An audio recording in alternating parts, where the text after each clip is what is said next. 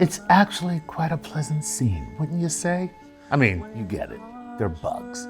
Everybody loves bees. These are asters, named after the word for star in Greek. Many lawn owners treat asters as weeds. They are cutting down the stars. Now, you wouldn't be foolish to think that this popping pollinator party was taking place in the bloom of spring when flowers are exploding in the budding of life.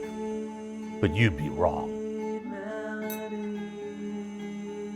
The forest plans to rest its weary head for winter. When harsh words are too hard to speak, we don't decide what goes through our minds. We can't deny the feelings inside. We were so happy once, and now it feels like I'm watching something die.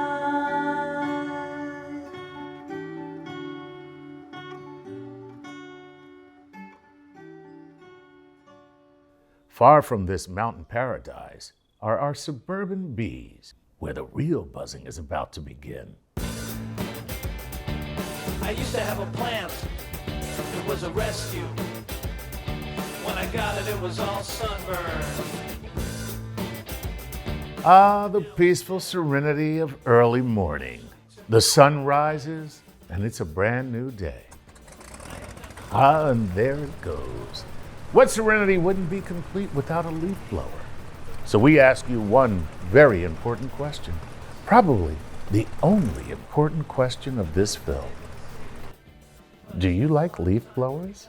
There's an official title. I didn't come up with it, but it's Dr. John Peterson, Paul Sears Professor of Environmental Studies and Biology at Oberlin College.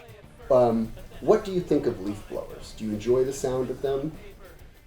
That seems like a leading question. I can't stand leaf blowers. I think they're the scourge of the whole universe. I do not enjoy the sound of leaf blowers. No, absolutely not. I don't own one.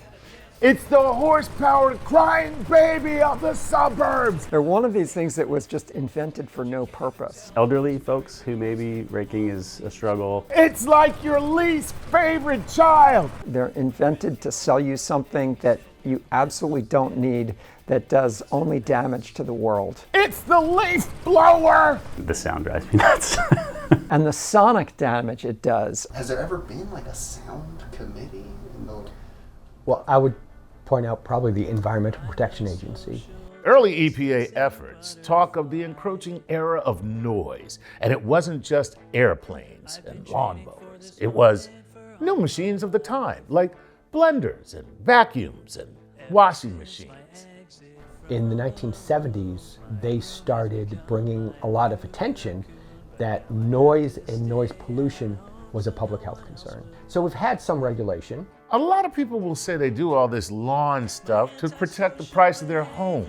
I'd like to see evidence that a house with a lawn sells for more money than... I doubt very much that a house in our community that is all lawn sells for more than a house that has, you know, a well-cultivated alternative to the lawn.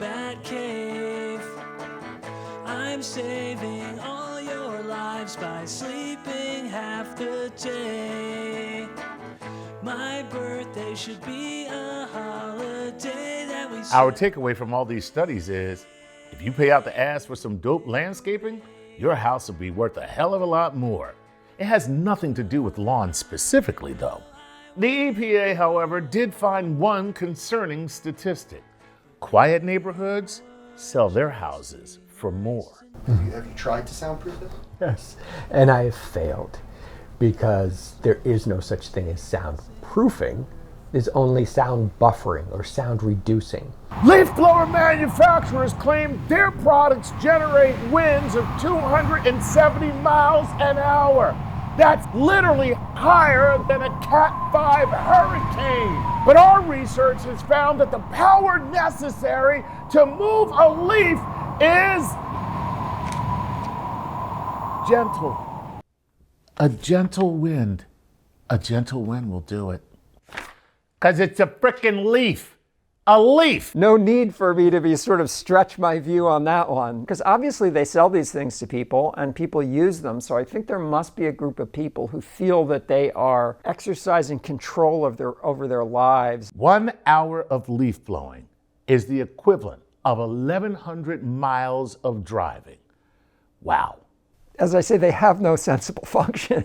First, you run the leaf blower. How's that happen? Well, a factory uses plastic, gas, electricity, and shipping resources just to get the leaf blower to you. The leaf blower makes noise pollution, air pollution, and uses gas. Next, you put those leaves in a bag. Those bags are basically trees turned into paper by a factory, once again using gas and other energy. The bags are shipped to you using, once again, gas. And then you do a whole sweaty, crazy routine getting the leaves in a bag. Your township comes and collects those bags, also using manpower and guess what? Gas and other energy. Then, after all that, getting rid of the leaves, you will buy and shovel in mulch. Mulch, which uses trees, sometimes dye, energy, and everybody's favorite, gas to get it to you, even though the natural source of mulch is free. It literally falls from the sky. It literally grows on trees. It's leaves. There is no useful function of a leaf blower whatsoever under any circumstances as far as I'm concerned. A backpack leaf blower has close to 110 decibel rating. That's the same as a wood chipper. You know, the big ones. This is an old-time apothecary, which just means a pharmacy from long ago. And traditionally, or historically, medicines were first dispensed in areas that had ice cream fountains. First of all, are there cigarettes in there? Yeah, they probably were. Cigarettes were advocated as a treatment for some diseases long ago. Of course, now we know they do much more detriment, but there was a time when they were perceived to have more benefit than detriment. Wow, what things do you know off the top of your head? No, I just, because it's so ridiculous, like I don't recall. Yeah. People are having trouble finding relaxing moments in their lives. Hi there, my name is Caitlin and I've been making ASMR videos for 13 years. Autonomous sensory meridian response. Just these soft, gentle voices, soft, gentle touch, soft, gentle demeanor. It makes you feel relaxed. Comforting sound moment for you in such a frenetic world. I think people think it's very woo-woo and maybe it's just a fad, but there really are a lot of published studies about ASMR, over 100. I think the benefits actually outweigh the entertainment value. For myself and for so many others, it benefits your mental health, it benefits your sleep and relaxation, which then, of course, benefits all other areas of your life. So, for the entertainment value, of course, it's there, but personally, I watch ASMR more for the mental health benefits and relaxation. We published a study about brain scans of people while they were experiencing ASMR. There were parts of the brain that were active that were very similar to the same parts that if you're actually interacting with someone in real life who you feel comfortable and relaxed with. Specifically, veterans tend to be looking for affirmations and kind, relaxing words, and all like walks of life really have that enjoyment of feeling positively reinforced and loved ultimately. And those brain areas also may be involved with oxytocin. If you've heard about oxytocin, you've heard it called the love hormone. There is published studies that show when people hear gentle, soft voices, their blood pressure goes down, their heart rates go down, because our brains respond to loud, aggressive sounds in a negative way, meaning they release norepinephrine. They perceive loud, aggressive sounds as a threat. So we're much more likely to release norepinephrine, which raises our alertness. And if that wasn't enough, a few scientists out of Denmark have discovered a possible link to dementia and noise pollution. No joke.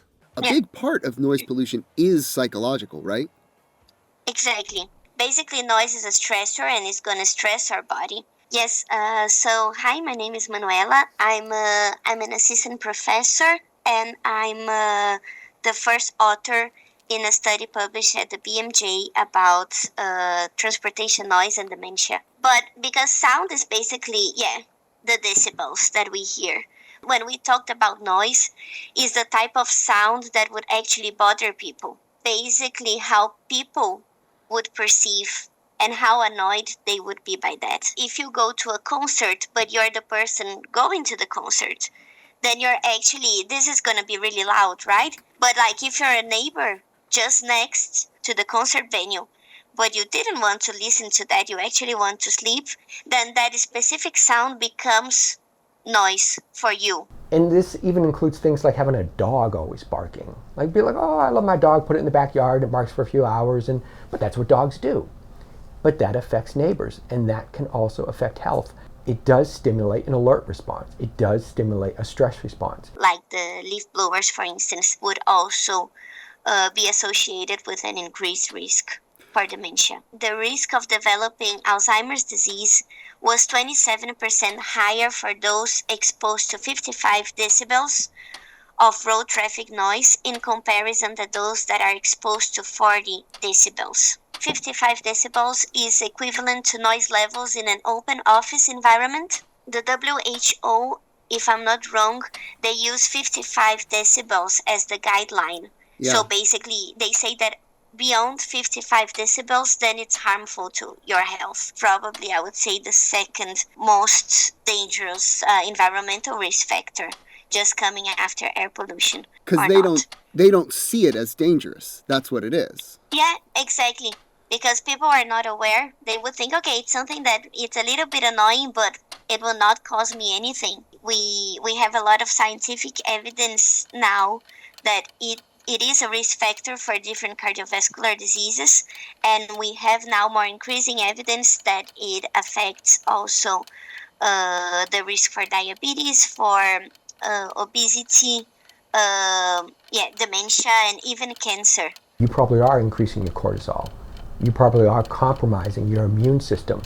You're probably increasing your likelihood of having heart disease and other problems. This is a very American film. It's about, American lawns, which is like this thing that we take very seriously. What about the people who say, okay, oh, it's, I should just be okay with that. I should be okay with the constant barking of my neighbor's dog. Stress reactions in our brain is not something that we can control. It's a reaction that is a natural response that we cannot simply say, no, I will not get stressed.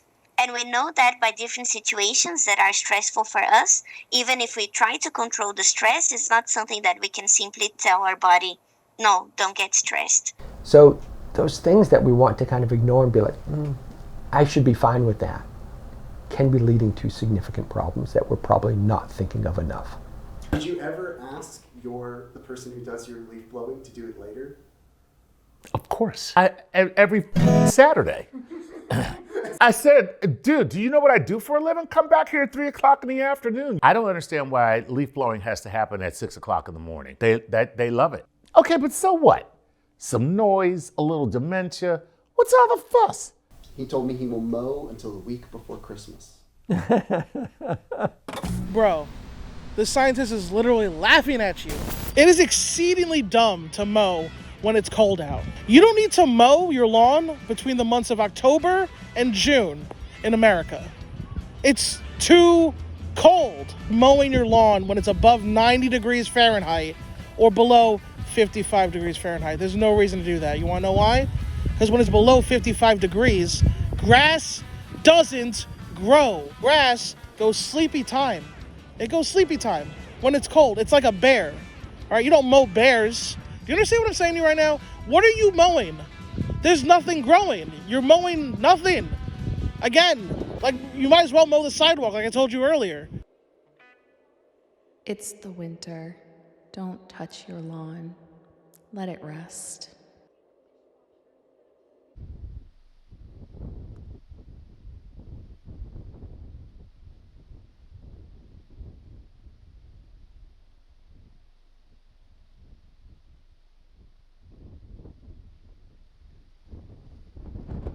People always say that we indigenous people, our ancestors, followed the buffalo. This is true, yes. But what did the buffalo follow? You know, they were stargazers. They could navigate the stars, and they know when to travel south and when to travel north, east, and west, right? There were over 60 million buffalo at one time. Because of the government's tactics to try to destroy and not only commit genocide, but to wipe indigenous people off the face of the earth, was to go directly for their food supply. My name is Rashawn Edison. The buffalo is very sacred to a lot of our Plains relative tribes, like the Lakota, Arapaho, Cheyenne, Shoshone. If it weren't for the buffalo, our ancestors would virtually non-exist, and we wouldn't be here. We do know that the buffalo used to travel all throughout North America. They were migratory beings. And at one point, there was over 60 million of these beings. And 60 million we can't comprehend right now, because anywhere you look in the prairie, there's a city. The buffalo in the 1800s, all throughout the 1900s, were eradicated. And by government law to shoot them and leave their carcasses, right? Or only skin them and leave their carcasses. And this happened all throughout the 1800s. And until the late 1800s, there was less than 1,000 bison left on this continent. Hula for Hawaiians, they say, is the heartbeat of the Hawaiian people. One of our kings said that. And so it is the way that we pray. It's the way we communicate with our gods and the land. It's the way we pass things on from generation to generation. It's something that's existed before written language and record keeping. And there's no such thing as music for the sake of music. And dance for the sake of dance. With Hawaiians, it's all meant to have a purpose and a meaning. Then I'm also going to send you a picture of me in a lo'i, which is a taro patch. It's like a big muddy pond where the Hawaiian staple of kalo is grown. Hawaiians traditionally and historically consider the kalo a sibling. A lot of times in kind of broader American society, we fear this kind of what's going to happen when the apocalypse hits, right? And for indigenous communities, like, they're living in that post-apocalyptic period. And so this kind of dystopian thing that a lot of communities are afraid of, like, if you look around, this is what it looks like for a lot of communities. Everything you would read in the book, probably leading up to the 2000s, was written by white people, which was written by the colonizers. So it's written by the people who won, essentially, right? And so now Indigenous scholars are going back and then they're rewriting history, but still true history. There's this one photo I really hope that you have seen or you're going to put on this documentary. It's a picture of a settler with buffalo, like a buffalo mountain. I've seen it. Goals, right? It's insane. There's stories of grandmas crying after their buffalo, right? After there's just a trail of rotten meat from the wagon trails. I can't even imagine the ground rumbling, right? No one can imagine that now because it's non-existent. The last people to probably see that was a couple hundred years ago. Now the only reason why they're here is if we conserve them, right? And if we own them like property, which is how it is now. But all these people are scientists. Like everyone, like every human in some way or another is a scientist. And, you know, arguably Indigenous scientists, North American and South American Indigenous scientists have been some of the most important researchers that we have, right? The major economic crop for the planet is corn, right? That was developed, domesticated here in the Americas. And it's, you know, it's hard to make an argument that science, Indigenous science wasn't involved in the domestication of corn that became this like global staple.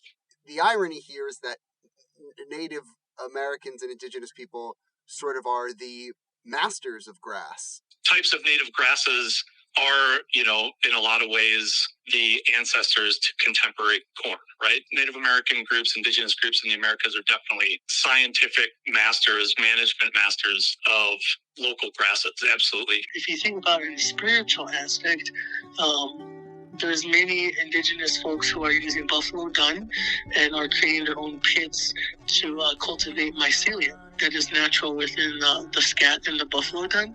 And they're making this really, really rich compost that they can dilute it and spray around not only their gardens, but their land, right? You could spray around your land and stuff like that. And the mycelium within this buffalo dung, when you introduce it back to the prairies where this buffalo hasn't been in hundreds of years, right? This mycelium and fungi, they allow plants to talk to each other. Yeah. And so when you do introduce that, imagine how long it's been since the ground that has touched the buffalo or the buffalo hoof or scat is being introduced this kind of stuff again. But they've started to actually rebuild herds, is that the prairie environment itself has started to make a comeback. And so there's a really cool effort within the Boulder, Denver community where gardeners and Indigenous gardeners are sharing this knowledge with the community, right? And it's not only reclaiming the soil, but it's healing the soil. And they're actually healing that land. These are landscapes that you could think of as like massive, quote unquote, wild lawns. This whole idea of like wildness in the Americas is really also like a colonial production, right? Like these are all managed landscapes. So they were like managing these species by managing the environment. So like the entire U.S., this whole idea of like untouched wilderness of the U.S. is definitely not something that's true. It's just a misunderstanding of what we could call like Native American horticultural, agricultural practices, right? That was more based on like management practices instead of like industrialized overproduction practices, which is what Europeans were used to. Because you're right, it's like as if they took all the signs down in like an electronics store, and I went in and I was like, this whole thing is just untamed, and like, but I found an area with DVDs. It's beyond ignorant to just say that you show up somewhere, you see people being like, oh, we feed ourselves, we have farms and stuff, and they're like totally unmanaged. Like, it's comedy. It's honestly insane. 1,000%. That's a great analogy. That's if it wasn't so violent, it would be like slapstick comedy. Like these people were totally incompetent, and they're like walking through what's essentially a massive agricultural system, and like have no idea that they're in the middle of it, right? We know from writings that they did have a little bit more respect for Indigenous groups than that, but not a lot, because the laws that they wrote were specifically designed to disempower, to disconnect indigenous communities from their lands and their resources by making arguments that they weren't actively using them. Where does it go wrong? I mean, you have that going on in the 1400s, and then now we're today with the lawn issue. I mean, people doing stuff to the environment they don't even know why. Yeah. No, I mean, my short answer is class and colonialism. And I always feel uncomfortable saying that because I think they are the answer to a lot of problems, but also, like, it's true. Are there lawns in Hawaii? There are. How do I explain it? It's almost as if it's a skin that grows over, so it doesn't always have a perfectly manicured border. Is there the same, like, manicured, like, is that obsession still there? With some people, yes. There are also people who look like they're stuck in the baby boomer era, come from, like, military occupation and, like, martial law, where it's just kind of stuck in the 50s. Now, do you manage to avoid leaf blowers because it's tropical, or do they still manage to get to Hawaii? No. Okay, so what happened there is because so much of our industry relies on tourism, we've got resorts, you've got golf courses, and if you're looking for a more manicured version of a lawn, that's where you're going to find it. That's who brings the lawns, right? Yeah, at least it seems. But we did have a lot of British influence before America took over too, and I feel like Brits were really into lawns as well. But certainly white. Yes, definitely white. And where did America come from, right?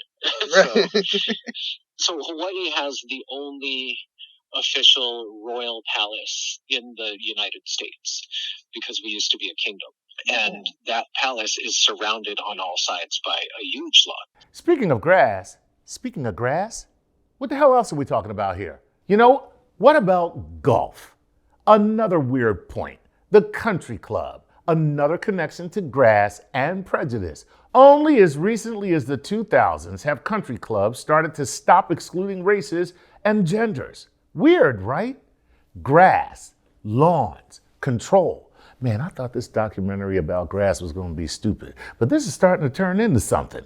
I look at Kentucky bluegrass and I want to barf. Yeah.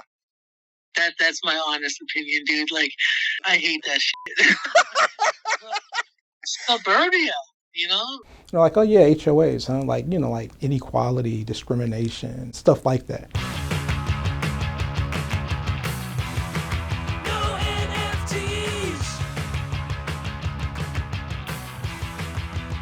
Segregation based on race touched pretty much every part of our society. Like, you don't have to go that many steps from redlining to get to a conversation about some of the things that are done or are not done, at the level of the neighborhood, especially when those things are, I guess, either pushed or tolerated by the homeowners associations in an area. You sent me this photo, I don't know if you in front of a bulldozer. Yeah, no, in front of an industrial lawn mowing equipment that they were going to mow down the edge of my properties. Ultimately, they did, but the photo is of me doing the protest in my own yard, standing in front of this mower that they left spinning 5 feet from my face. And what they're telling me is, well, we have to mow it down, it's a safety issue. And I'm like, how's it a safety issue to have a mower 5 feet away from me? A bunch of nonsense. They don't like it. It looked unkempt to them. It didn't fit with their sense of what a property should look like. My understanding in the U.S. is like some of the primary places that lawns really first started to show up in is like plantations. And then we're getting like this, transition from like, well, lawns are really like symbols of like upper class status, but they're also a symbol of like, right, it's like enslaved labor practices. So like this entire sort of status symbol is really built on oppression. You wanted to be anonymous because you're afraid of your HOA? Well, no, I'm not afraid. They're not like out to get me or anything. Terrified. No. I got it. As a witness. I haven't witnessed anything. I mean, I appreciate the anonymity. It's fine, but I don't need it. Tell me about this tree. Oh, which one? Really? Because yeah. So I live in a new subdivision in Texas. It's required that each house in the HOA have 2 trees in the front yard. You get the first 2 free. Of all the homes on my street, nearly all of them have had to replace one or both of their trees in the time that I've been here, including myself. I am currently about to call a place to plant my 4th tree. The first tree died just because of Texas heat, and it was planted in the middle of the summer. The HOA was on my ass about not having a tree. Every place that I call was like, we can't plant a tree right now. It's summer. It's a bad time to plant trees. Like, we don't do that because they won't survive. Does anybody say in the HOA like, you don't have to do it right now because it's summer, a time where you don't plant trees? There were some tense back and forth where basically they didn't acknowledge my first answer. They ignored me, but one of the things I did is I photographed the city of Oberlin, which has converted what used to be a lawn in front of City Hall into wildflowers. I photographed them to show them how pretty that looked. My card in this is not being a college professor. That's a big negative. I think that's actually partly why they were trying to cut down my lawn, was to show pinhead academic, who's boss. But it does get into a very important question, which is kind of what you're also talking about here, which is freedom. Like, where do you get this balance between I want to mow my lawn and my neighbor's freedom to not hear my lawnmower? I planted this wildflower meadow that you're mowing down with my daughter. She was in a little baby carriage next to my wife and I when we planted this. It's been here for 23 years now, this meadow. No one's ever complained about it. People stop by and ask if they can pick our flowers. People love this. And for someone else to come in and cut those down. It's this crazy thing that I just want to say out loud to somebody because you're sort of fringing on it. There seems to be like a connection between grass and just the worst things.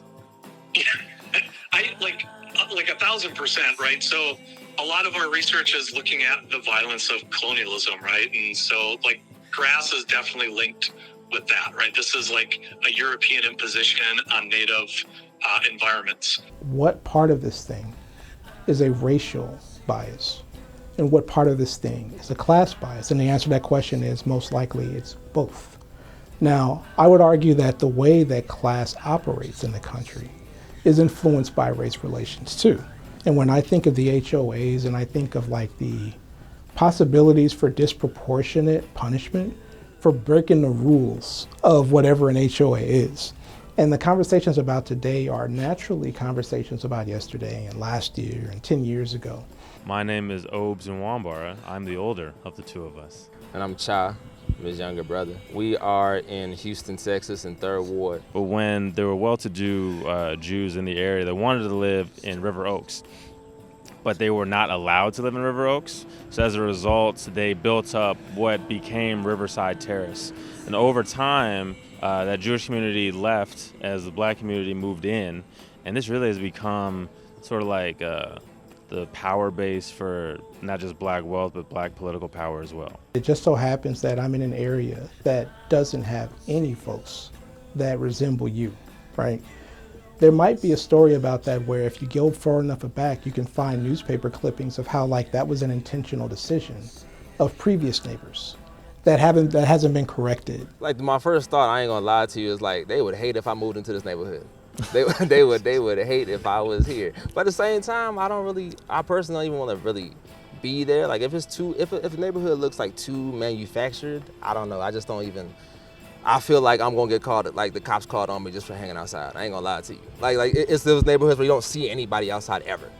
And I'm not saying you have to live in the past, but you do have to acknowledge that the past does play a role in how the future works. Yeah, I think what I think about lawns, they're not utilitarian, right? Like the whole purpose of lawns to begin with was, you go back to England way back when, a lawn was a sign that you were rich enough that you didn't need to grow your own fruits and vegetables. You typically see them in very fancy white neighborhoods. Where I'm from, on the reservation in Arizona on Navajo land, we have dirt. And we don't have access to the water that these people are wasting on their lawns. The meaning behind it is not there anymore, but the status of like, I've got a great big lawn, I probably have money for a lawn service to come cut it. I think that's what I think about. But also I think about all the Saturdays that I spent cutting grass growing up. Yeah. And not always with riding mowers either, but like with push mowers and stuff, and then like with weed whacking. Especially when that riding mower broke and we had a big ass yard that we had to cut. Push. So yeah, that's what I think about with lawns. Could have just grew sweet potatoes or something. That would be much better. Could have eaten that. Yeah. All you have to do is just watch commercials long enough in the U.S. to, or movies or TV shows, and just tally how many women are mowing versus how many men are mowing, right? So there's this like separation of like household and non-household space. So like the lawn itself might not be sexist, but like why men are in the yard and not in the house helping out with caretaking duties is, right? So it becomes this retreat from like their work around the house as well. I don't know. Yes. No. This just adds to the list. It's very gratifying to be able to say this to somebody and go, no, it's not. There's a weird thing here. I don't know what can be proved about it, but there's a weird thing here going on with like grass and like a good idea and then grass and humankind and specifically like the powers that be just missing the point every time. It was like, if you go online, there's not a lot of lawn research on lawns and issues related to inequality in lawns. You don't see a lot of stuff. I could see lawn-related disputes being your stuff looks different than our stuff disputes. And even as I say that might seem silly to some, but I could see people getting really fired up. Apparently, you're giving me all these anecdotes about people getting really fired up about this. Oh, yeah. For racism, right. How much more obvious does it get then? They want everything to be the same. But I bet you that when these issues crop up, folks can find a way to figure out how to get the code to help out with whatever their beef is when it comes to this. I'm saying this as someone who was surprised when it came to how many steps I had to go through and how many pieces of paper needed to be signed and approved before I put a fence up in the backyard. Suburbia, nasty. Kentucky bluegrass, lawns, the amount of water needed to sustain those kind of stuff, and it's not even native to this area. What is the fee for not having a tree? Oh, it's like I think it's like $60 a month, but it compounds. So, oh wow, yeah, like at this point, it's almost baked into the yearly cost of home. Up to like, well, I got to set aside a couple $1,000s for an extra tree because how much do they cost? A couple $1,000s. Shut the up. And at no point do you go, hey, these trees don't work. I mean, there's nothing I can do about it. Do you have like a lush lawn in the middle of Texas? Isn't it like a desert? Do they get upset if it's brown? Yeah, they would, but I maintain it, like at the kind of bare minimum that I have to get by. The tree that I planted last year is doing good. Like it's, what kind of tree is it? I don't know. I don't know trees. I don't give a about trees. All I know is it's still alive, so that's good for me. I don't even know what kind of grass this is. Oh, this is just a mix of grass and weeds and stuff. Like what my neighbor put me on to is like, look, as long as it looks green, it's whatever. All good, yeah. And that's that city mindset I got now, because let you be in one of these gated communities and out in like Cinco Ranch and Full Share. Or even here in the loop, like we go like the River Oaks, Rice Military. Yeah, and it's like you gonna have to have uniform grass. You can't just grow whatever you want. There's like a rule of like you have to have like what's a popular one? Bermuda. Bermuda. Bermuda is a real popular one. That they use that for football fields, soccer fields. And in certain gated communities, like part of the HOA. It's a part of the HOA. You have to grow Bermuda. Honestly, if it's up to me, I don't care for a lawn. Like I like what they do in Nevada, which they don't be growing grass because it's a desert. So they just say, look, we just gonna have some sand and some cacti and our shit. You know what I'm saying? Some rocks. It takes a lot to get a complaint from the city. You're much more likely, if you have an HOA, much more likely to get a complaint from your HOA. So, okay, so back to that house that I had. Mhm. If you didn't keep your and it was like a very small amount of grass, right? Yeah. If you didn't keep that amount of grass maintained, they would give you a warning, and if you still ignored the warning, you'd get fined. It's the point that, like, I eventually just put like my dumpsters in front of like my gate so they couldn't see back there. But yeah, you're very rare. It takes a lot. You have to like literally go like maybe like a month or two not cutting your grass before the city says something. That sucks ass. Why do you have grass? Has anyone been like, this seems stupid too? The grass? Oh, I mean, no. I'm in a very blood red county of Texas. Like, nobody cares. They all want the nice manicured lawns and it's Texas. Maybe put a cactus out there. I don't know, but I don't even really want that. Like, I had the option of not doing the backyard. Like, I could have just left it as dirt, and I decided to go ahead and do what everybody else does because I figured it would be better off for me down the line. It's also like really creepy when you get a photo of so like one thing was, oh, you've got grass growing up through the mulch around your tree. And it's like a close-up picture of the grass growing up through the mulch around my tree, and it's like, I don't know what to do about that. Grass gonna grow. To be fair, like it was pretty cheap. It was like $30 a month for my HOA. That's very cheap. Yeah, that's fairly cheap. Especially inside the loop. I got really lucky on that regard. But I mean, they came through. They didn't cut my grass, but I guess they cut the bushes in front of everybody's houses. So I guess that was something. They didn't stop anybody's cars from being broken into. So I mean, it wasn't. That is true. It was very overrated experience being that HOA. That is very true. I don't know what the point of HOAs are, to be honest with you.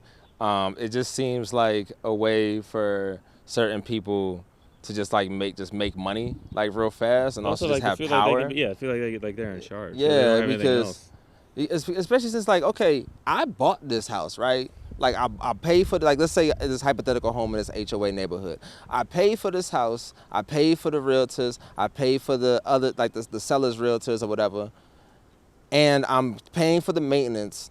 But then I'm also paying $100 or $200 something for HOA fees, and they can also fine me up to the point of trying to get me to like leave my home. I don't understand that, because some HOAs got the power to like basically kick you out your house, essentially. The idea that the land is there for you to use and rape and take from. It was to sustain life, literally to cyclically sustain life and the generations that come after. But we also think of land as, like in language, we have different ways of saying ownership. So if I were talking about something that I was born with, like my hands, my parents, then I would say ko'u. That's ko'ume, ko'umakua, my parent. Ko'ulima, my hand. This is something that I came into the world with. If it's something that I acquired after being born, like a house or a spouse, I would say ka'u. And if it's something that's very, very special to me, I would say ku'u, like a sweetheart or my hometown. But when we talk about land in Hawaiian, the possessive form takes on ko'u. So it's a part of you, like it's your land, like it's your parents, like it's your hand, it's your body. It's not something that you acquire. You come into the world with it already. You belong to it, and it belongs to you. The indoctrination that we have as people, right? And it's all within the languages too. If you look at the languages of any indigenous language as native to this continent, there is very, very little translations for I, me, that's mine, right? It's always us, we, and stuff like that. And so down to the language, we are inherently or egalitarian in the manner that every voice matters, right? Mm-hmm. And that is not the case for our government structures or any European government structure that has been introduced over here. And so that mentality, even this English language that we have, is super corrupt in the fact that we are very selfish, right? Certain HOAs have the power to just basically kick you out your home. Or force you to move or force you to sell or whatever. And I'm like find you into oblivion. Yeah, and it's like, nah, what is that? When you have that kind of money, you can live wherever you want to, right? You could, if you want, you'd have like a 2-story condo, and there's plenty of those here in Houston. You have a 2-3-story condo. You could buy the whole floor of a condominium, but people, not only do they buy the house, they put up like these huge gates and fences and whatnot. Like it's sending a clear message of stay out unless you're like explicitly invited in. So it's even saying that message to their neighbors too, which it's not just the black people. It's yeah, just and it kind of goes back to like that's not a real community. Like the bigger the lawns, the more frequent the calls for police at like the slightest inconvenience. It's a very, I don't know, paperworky, super hyper regulated space. And I always felt like super regulated, hyper regulated spaces are a great breeding ground for creating stories that sound legalistic but are really exclusionary. Right? And so like there are all of these rules that can be put in, and because they're written down on paper and because they sound very fancy and technical, they seem legit. You know what I mean? They seem legitimate in a way that someone's saying, hey, I just don't want you to do that. Like it sounds better if those things are characterized in like coded language and it sounds very regulatory and stuff like it, because some things just don't play now the way that they would have played 100 years ago. It doesn't mean that the thing underlying it is different in the way they're rewarded and the way that they're punished. Has to grow with the times. If there is a fight, for example, about why or why not you make a major change to the way that the appearance of your front lawn looks, right? Getting to the heart of that might require people to be like, so what's the hang up? You know, I vividly remember living in Delaware, and one of our neighbors that lived up the cul-de-sac, like he would call the police when the kids would like run on his lawn. Like if you threw a ball and it landed on his yard, you knew in 0.2 seconds he was gonna be outside to yell at you. And a couple of times we got the cops called on us. Yeah, I remember that. You Yeah, know it was ridiculous. Ridiculous, dude. They would come and they would just be like exasperated, and they wouldn't be there long. They'd see that nothing illegal was happening, and then they would be on their way. But I mean, they had to come several times. Yeah, it was ridiculous, honestly. You already know. Of course he was. You already know. Black people would not call the police on anything like that. No. Because we all know what would happen. I mean, somebody tried to break into my house over here, and I didn't call the police. No, I won't even say 50%, but there was a good enough chance that they would get there and be like, "Oh, the suspect's still here," and now I'm in trouble. No, there's no lesson for playing when. I guess the only lesson is like do your best to not have your stuff land on his grass. Yeah, that was the only lesson I ever learned. It was like oh, he's an ass, and make sure don't get on his grass by any means. Like if the ball lands on there, try to lean over and grab it and bring it right back. Or try to like walk in the same path, like a cat walking the same steps you just took backwards, so you don't leave too much of an impression on his lawn. Cause he would literally get out there with a scissors, man. You want to make sure every single blade of grass. He had aerator shoes. I ain't never seen no aerating shoes before. Like, are you feeling this way because you have these values that align with lawns?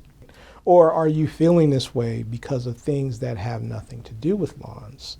There's a part of me that's envious, like, oh, I would like to be able to afford a huge compound that I can manicure and hire people, landscapers to come in and maintain and manicure.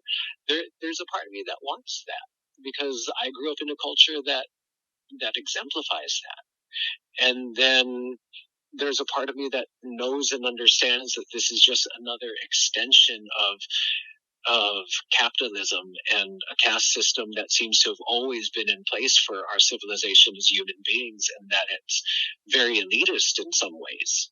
And I understand, like, I can quote unquote own a house, but really that just means I don't I don't really own the house. I don't own that lawn. I own the right to pay for it.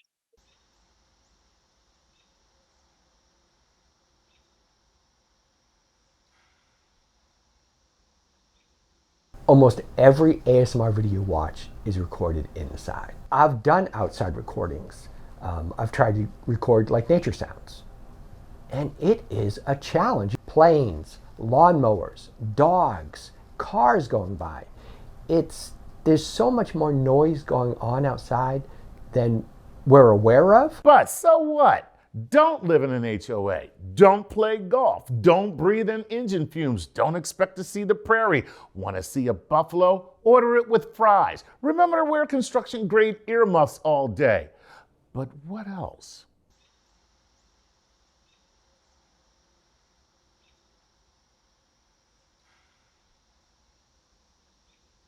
Spring is here.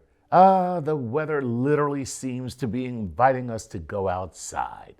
Oh, nature. Your influencer friends are encouraging you to go out and smell the flowers. What is that smell? What?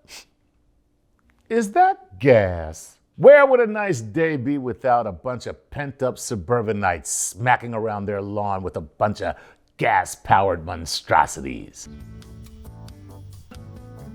Hey honey, can you grab the gas can from the tool shed? She'll be next to the cigarettes and fireworks.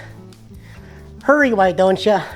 The lawn's getting an unseemly 3 inches. Oh, hey there, Jeb. I see you got the new Whack-Jacker 360. That's right, Herb. You see, the great thing about the Whack-Jacker 360 is not only does it work on my lawn, but it works on me at the same time. What can I watch? Couldn't have it any other way. All right, go ahead. Let's talk about the star of this story, the lawn.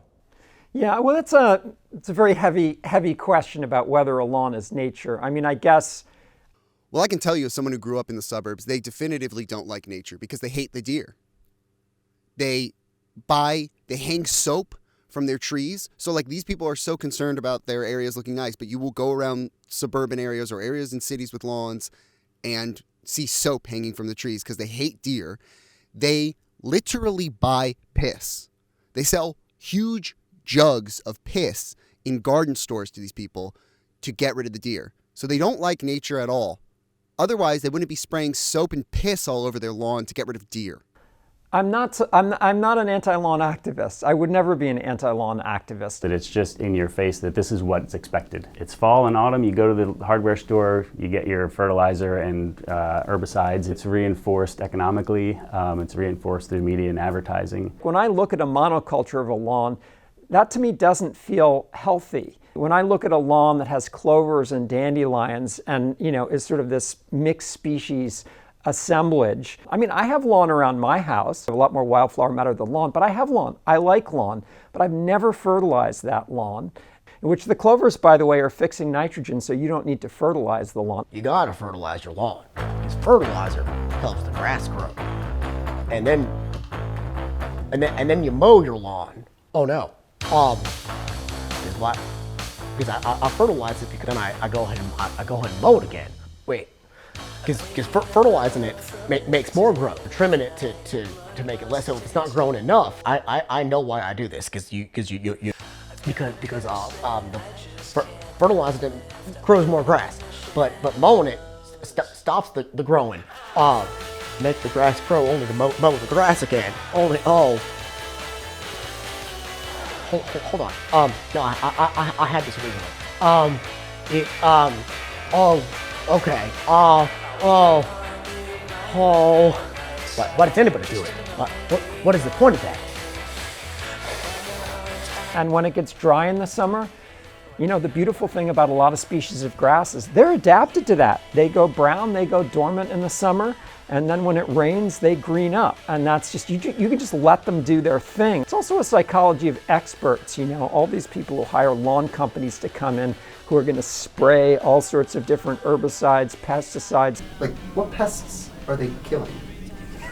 So I'm the wrong person to ask that, probably. It's just we sort of take it for granted that someone out there is testing those things and knows what they do, and because we have a system of government protections, we expect that those people are keeping us safe, or they're allowing things in the environment that can be in the environment, and that's a degree of trust that maybe isn't always warranted. I would say the average person wouldn't even come close to knowing either what's in the herbicides that are going on their lawns or exactly what they're being used for, other than this is going to help keep my grass and plants healthy and alive. It's a society that just really values, this expert engineer who's going to come out and, create your perfect little conditions, and you're doing that, and it's a good thing for your family that you're getting the experts to come in and do things. And, I guess I personally,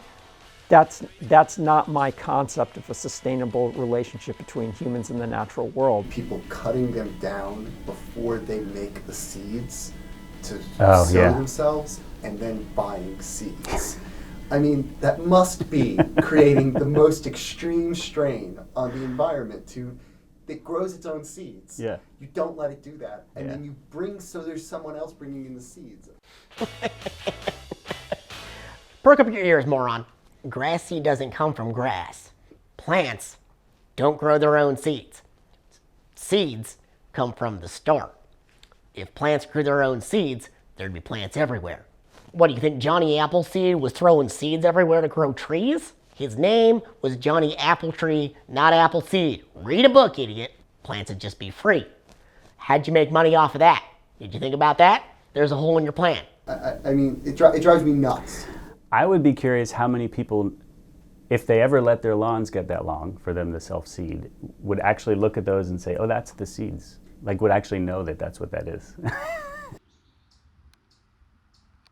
He said, well, you're just letting your lawn turn into a bunch of weeds. I can see that because you've got goldenrod in your yard. And I'm like, goldenrod was growing here 12,000 years ago when the glaciers retreated. It's key for local pollinators. I mean, and you think it's a weed, it is what should be growing here, It's the same with the leaves. When people, they get rid of the leaves and then they buy mulch. Oh, yeah.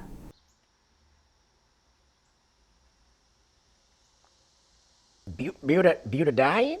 Butadiene? Butane?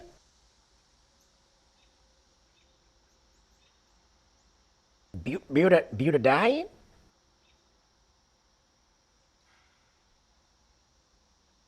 Now, you can choose to breathe this pollution while doing yard work if you want, even though the National Institute of Health and the National Cancer Institute and the American Lung Association recommend you avoid gas lawn equipment as much as you can. Sorry, I just mowed my lawn. Butadiene, butadiene. I do think that there's obviously, lawn industrial complex that, wants to direct us towards keeping this going, because there's a lot of people whose, honestly, their livelihood depends on this. They're selling you the chemicals, there's the lawn care companies. I mean, there'd be lots of work for people managing wildflowers. I don't think we'd lose local employment, might even gain local employment if people were being a little bit more creative with their lawn. But, there is a fossil fuel industry which does want to sell you fertilizers and pesticides and convince you that that's, good, healthy living. I wanted to take a moment to make sure all voices are heard. I'm talking to you, corporations. Now, you may feel like your way of life is being threatened by the ideas and views of this documentary, but look, your livelihood's not in danger. Now, if I were you and I was getting all this information, I would use it to make the next new, better thing. Do what you guys do best and make money with selling stuff. And if you still feel like this is all at the expense of your billion-dollar conglomerates, then take it up with our writers. I mean, they're pretty poor, but you could probably score a few bucks. I know what you're going to say. Oh, what about the children? You gotta mow the lawns for the children. How are they going to roll around and play in all the grass? Let me tell you something. Playgrounds don't have grass. You know what they have in playgrounds? They got asphalt, they got rubber, they got sand. and they have wood chips. That's what kids play in, wood chips. It's asphalt, and that weird rubber thing that they put over the asphalt so kids can fall off the monkey bars and not break their elbow. There's no grass. I've never seen a kid play in their front yard, and that's what people mow. So it's not for kids. Kids are allergic to their own front yards. Do you understand? They won't be caught dead there. This is the lamest place a kid can be, is their front yard. So stop using your kids as a shield for your dumb lawn mowing habits. Also, we should probably stop spying on kids with this documentary, right? Come on, we should, right? We're done here, right? Can I go? Lawnmowers do not stimulate oxytocin and the love hormone.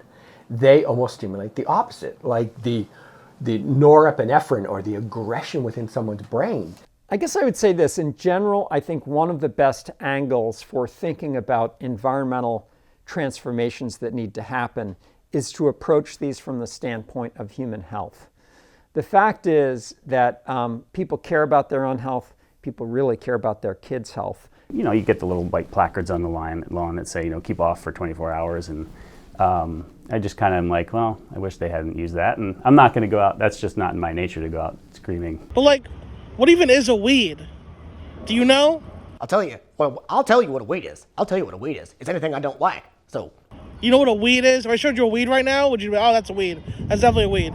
I could just put in a fake plant. You wouldn't know. Dandelion? Weed. Aster? Weed. Squirrel? Weed. There's a specific list of invasive species for every state. Is dandelion on there? What do you think? What do you think? If I told you to mow the sidewalk right now, you'd do it. Because you don't know anything. You don't know what a weed is. Kill it with poison. Dog? Weed. Children? Weed. All of them. Weeds. Anything that you don't like on your lawn is a weed. Dandelion? Poison. Squirrel? Poison. Crabgrass? Poison. Poisons it up, killing it from its center and kind of rots it out. And then that makes it dead. Did you know that the dandelion, the main weed, isn't a weed? Did you even know that? Name your top 10 weeds right now. Go on. I'll wait. Go ahead. No, don't look it up. Name your top 5. Top 3. Top 3 weeds. Go on. Any order. Whatever. You don't know what you're talking about. Did you know that dandelions are literally edible? You can eat them. You can eat a dandelion. That's what you're afraid of. What are we even doing? And a lawn that you apply fertilizers, pesticides, and herbicides to is not a safe environment for your child. Not to mention, and we haven't yet, lawnmowers are like giant blenders. Hello? People do get injured from them. People lose limbs. I've never had an aggressive confrontation with anyone about my lawn, but yet what I do feel is a pressure to keep my lawn frequently mowed, well cared for, because there is a social pressure, and I do fear of someone getting a bit aggressive because I went 2 weeks without mowing my lawn. And I feel it and I see it, that there are these conflicts people have about lawn care. Personal space is very important. We are a social species. Is this person a threat, or are they helpful to me? And that even happens simply even between neighbors, because we're not just, our personal space isn't just the space that, when we think of like arm's reach, but it's our territory. I must protect my space, I must protect myself, I must protect my family. But all this happens unconsciously. So it goes all the way back to biology and sort of peacocks flashing their tails and sort of signaling that the reason your yard looks the way it does is because you're trying to intentionally manage it in a way that helps the environment. Cues to care framework. But there's been, for decades, generations even, there's been a push to, people hate lawns in New Mexico because it's seen as really wasteful. They often are also not being real aware of when they're watering the lawns, and sprinklers will be going off when it's 105 degrees out, and the sun's shining down and it's just burning the lawns instead of actually watering them. And if we're not going to want to spend that effort, which is fair because all of us are overworked, let's find stuff that we can plant out there that's beneficial for the environment. But we don't have to mow every other week or every week or twice a week. There's a group of scholars who are, and activists and policymakers who are interested in how do we get people to not just buy a green alternative, but to just buy less stuff, right? And when it comes to costly signaling theory, the question is, how do you get people to signal that in the absence of something, right?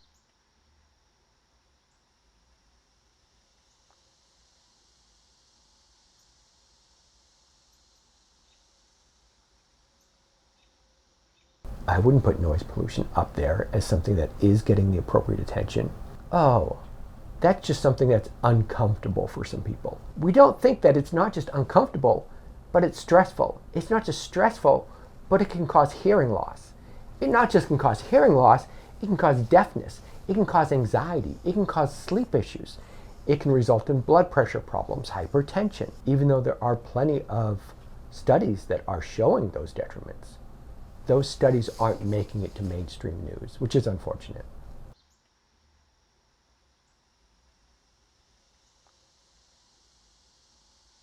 So almost everyone has a negative response to very loud noises. That is the way almost all people are wired, unless you have a hearing condition. And you will have a negative response. If someone just comes into your office, takes a ruler and just keeps slapping it on the table, it's a subset of people who have a condition that have a very negative response, the way you and I might respond to someone just slapping it on the table in front of us.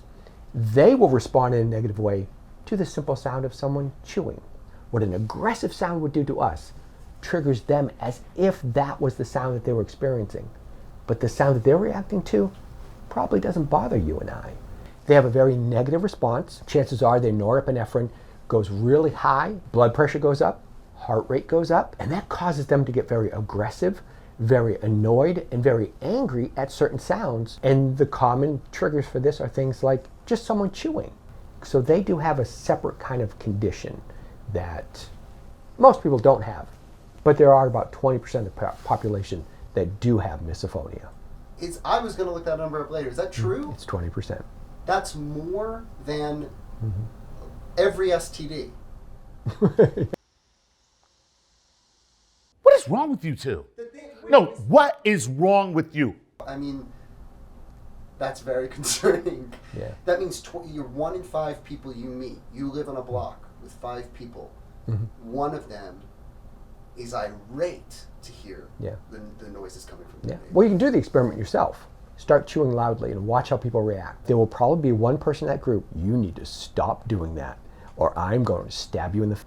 That is a strong misophonic response. Is that just the sound of someone chewing? Do the experiment around, next time you're at a dinner table with 10 people. I may not be charming enough to.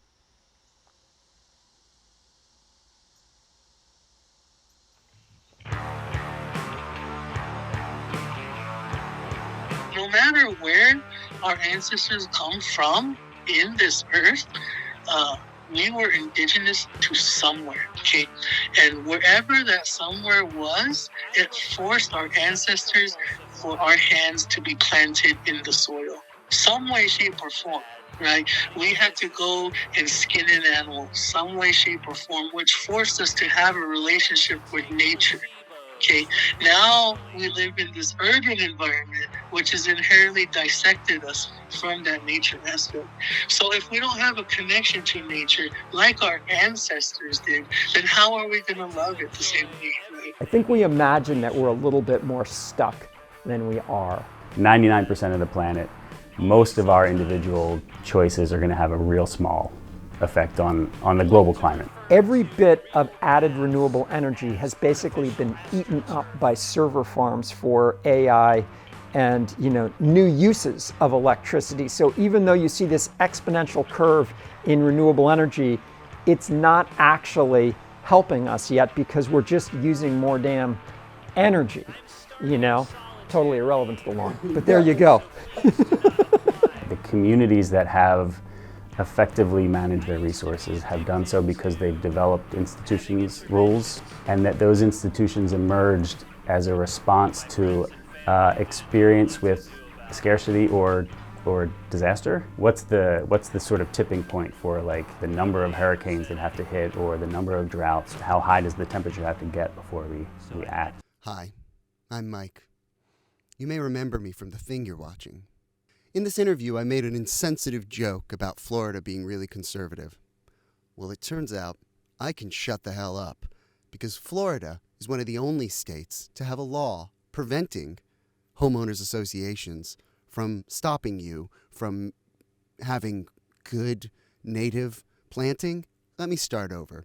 I made a joke about conservative Floridians and their hurricanes. Pretty terrible taste. Florida is the only place to have a law that says a homeowners association cannot stop you from planting native plants. So I'm sorry, Florida, for this one specific law that I thought you wouldn't do. There's other stuff. Do you think that the majority of lawns people have are good for the environment? No, because I think most people are growing lawns that they're applying both fertilizers, pesticides, and herbicides to. Electric equipment, gas equipment. Gas. What would you think about telling him to switch to electric? I don't have that type of power. But you do. You own the home. Yeah. Get a different guy. Yeah, but this guy is fine. Your average homeowner who's managing their own lawn is applying things in excess. That fertilizer's ending up in streams and damaging downstream ecosystems. As someone who's had houses with lawns for many years, I've never fertilized a lawn. There's just absolutely no reason to do that. And again, if you've got some legumes in there, they'll fix their own nitrogen. If you've got some clover in the mix. Oh no, you threw out the free mulch called leaves. Whoops, now you have to buy synthetic fertilizer. Seems like a waste considering you just had it for free. But hey, it gets better. Fertilizer is mined from the earth. Yeah, like people dig it up from the earth, pull it out with mining equipment. They dig it from the earth. And digger machines, they take it from the hills. And TNT, also you can get your grass to grow a little bit better. Oh, and by the way, fertilizer causes greenhouse gases. Yeah.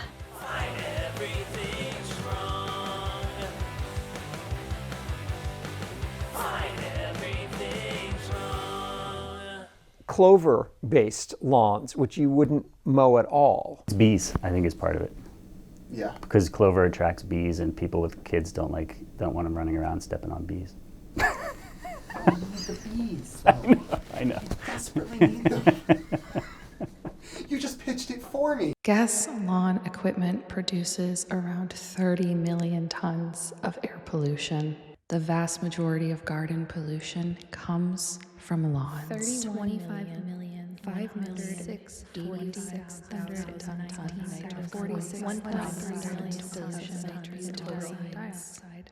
Lawn emissions are the equivalent to 5 million cars. That's every car in Alabama.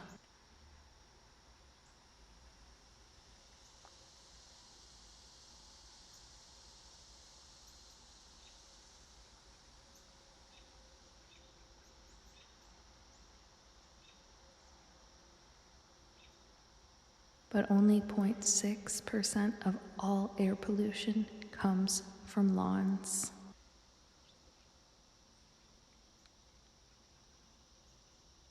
So there's lots of folks who are working on sort of re-indigenizing in like native communities.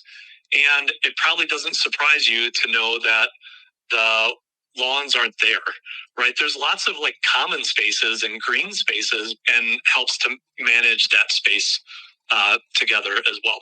Yeah, so you could still get away from your wife. You would just go out and farm instead. Absolutely, yeah. Or I mean, you could have like your man shed somewhere else. You could have a really cool man shed with all the other men stay away from their wives. Yeah. Yeah. You still listen. That's the main lesson here. Is they're not going to change unless we let them know. You can still get away from your wife. That's what clearly this is all about. Yeah.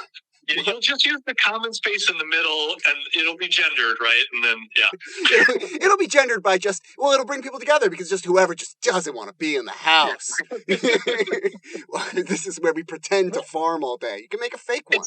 It's actually, it's funny because like weirdly, one of these things that we see when we start to like transition housing into like more of a communal format. Sociologists and anthropologists have shown us is that people are more likely to be outside of their house in those contexts instead of inside their house. And you know what goes down when people are more likely to be outside of their house than inside? Domestic violence decreases. Wow. So Hey, Bucko, lawns are bad. You can grow chickens and goats and corn next to your garage. Yeah. I'm tired of dealing with your goat, Jed. I didn't move to a nice neighborhood to see a goat. It's natural. My neighbors get to hear the sweet smells of livestock every morning. I'd say goats are the opposite of what I wanted when I bought my house. Soon I'm gonna get a whole quackle of ducks. It's healthy, natural, crunchy, goaty. There are really well-established so-called low-mow mixes, which they just don't grow as fast or as tall, and you can get away with sort of much less mowing of them. So it's like, it's not so much the thing as how you do the thing. I'm getting a whole quackle of ducks. The city of Oberlin has now moved towards promoting alternatives to the lawn. So you can actually get rebates and credits for turning your lawn into a meadow now in Oberlin, and my local township just mowed down a good section of my wildflower meadow. They have a whole program where I still hate a leaf blower, but they will actually give you a rebate if you buy an electric leaf blower, which is quieter. You know, it's still, I think it has no function. I mean, the fact is, if we're going to survive as a species, we have to absolutely change everything about the way this world works, and the lawn is one piece of that. Why aren't landscape crews solar powered? Think about that classic image. Suburban dad, working hard, mowing his lawn. Mom brings us some lemonade. Why do our children look so much like the milkman? Excuse me, what are those stack of stewardesses business cards in your... And he's like, I like airplane food. The point is solar. Those lawn crews are carrying around gas. Why not just mount some solar panels on the truck? Noise pollution, social pressures, and the fact that you just look stupid using lawn equipment. I thought you wanted to be cool, just like us cool kids. There's massive industries with a lot of political power which are so fundamentally dependent on this thing that when they see something that might be challenging, you know, their fundamental basis for existing, they're very resistant, you know. But maybe the lawn is one of those things where you can get in there and begin to tweak that, and that's sort of the beginning of a larger shift. So there may be something bigger. You guys may be onto something in like focusing on this particular aspect of our culture. I think that's a personality type, which I have the personality type. When I come across something, I want to know the science behind it. I want to know the details behind it. I want to understand it to a granular level. And if they're making any claims, I want to know what is the evidence supporting those claims. What I've realized over time, that's my personality type. So there are some people that don't want that. They just want to learn about lawn care. They don't care about what the chemicals are and where they come from and the chemistry and the history of the chemistry behind that. And there's a lot of people that don't need it or want that. We've asked this question before, but so what? Well, we've learned a lot of science, but who cares? So let's answer the question this time with a question. So what? How many so whats gets your ass in gear? How many times can you ask so what about the world before you start to change it? Well, you'll have to answer that yourself. The people who tell you no, force you to do something, those are the lawn obsessed, not us. We trust you to make up your own mind. Now, someone moved me to the North Pole because if I don't hear another thing about lawns for the rest of my life, it'll be 2 lifetimes too soon to give it. And that's the end of the movie. Enough of this lawn forever. We're done. It's over. We're leaving. I'm leaving. I'm going up north to the pole. Up there, me and Santa. No more lawns. Just snow. Just white snow. Forever. Elves. No, nothing else. No lawns. No lawns. Grass, leaves, plants. We're done.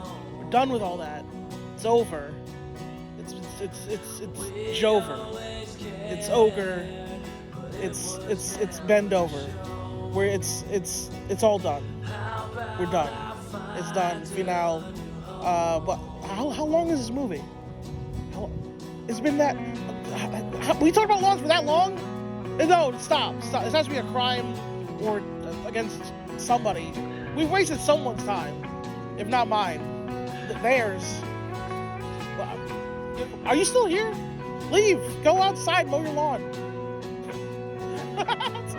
Okay, so we said all this stuff about fertilizer. Devil's advocate. You can say the same about aluminum foil. The same can be said about aluminum foil.